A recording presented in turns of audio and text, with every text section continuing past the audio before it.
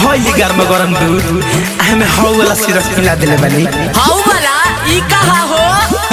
ते ना जेबे यहाँ से। एक तो सही हमार मेडिकल के दवाई पी के हालत खराब बा। हाई कोखी से दम नहीं के धारा। ए बिया बिना लो इतना प्यार से पिया बतिया। अरे पता नहीं अब कौन सिरप पिया है। अरे यह बहना पिया पिया चोली के सिरप। अरे आवाना पिया अरे बेसरा पिया रे। अरे यह बहना पिया राजा चोली के सिरप। अरे भाई बेशर्मी का बोलता रे भैया ये जनबा बड़का कृष्णा रिकॉर्डिंग स्टूडियो दिल्ली। चोली के सिरप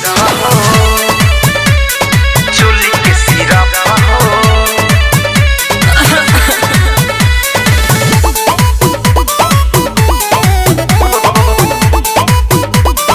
चोली के सिरप चढ़ल बाटे ज्यादा तो सगी रे बहारा काहे न बुझात बाटे पिया जितारा।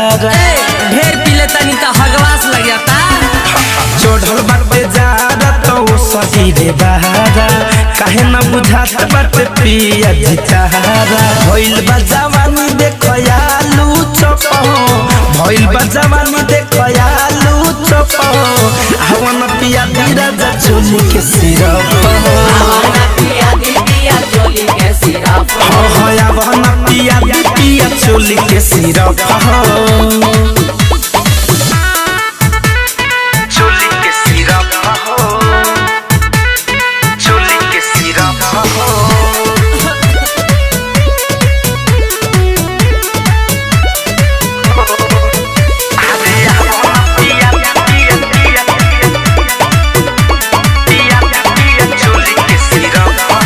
धरे धनंजय धीरज दीवाना मानो हमारे बात जनी कर माना।